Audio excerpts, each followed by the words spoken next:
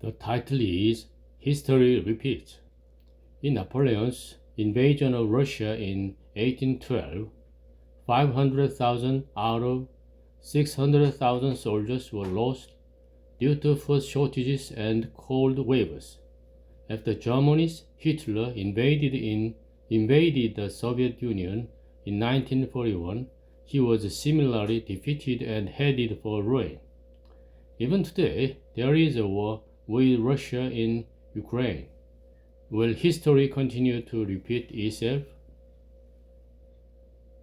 We must not repeat the same mistakes as Hitler in Nazi Germany.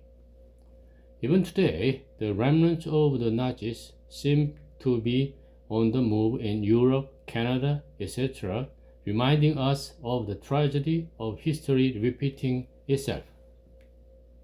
Today, I will tell a story about a small plane taking off as the German army, which invaded Russia and was defeated by Russia, withdrew from Gumrak.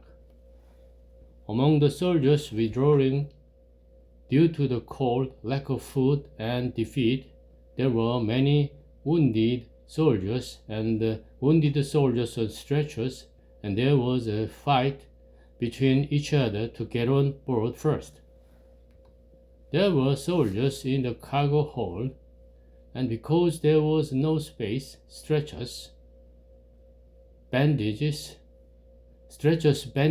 boxes of supplies, etc. were thrown out of the plane for the soldiers waiting in that bitter cold. When there was no more room to board, a soldier A, who was standing at the door of the plane, jumped out and spoke to a wounded soldier outside the plane. I'm injured and can't use both my arms, but you can't even walk. Soon, the wounded soldier outside who could not walk was loaded onto the plane, and A was left in the bitter cold. Looking at the last plane from Stalingrad to Germany, A could not shake his hand. Greater love hath no man than this, that a man lay down his life for his friends. John 15:13. The impotent man answered him, Sir, I have no man when the water is troubled to put me into the pool, Bethesda pool. John 5:7.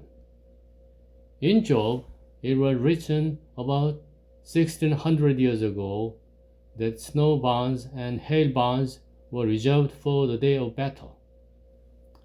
Job 38:22-23. Hast thou entered into the treasures of the snow, or hast thou seen the treasures of the hail, which I have reserved against the time of trouble, against the day of battle and war?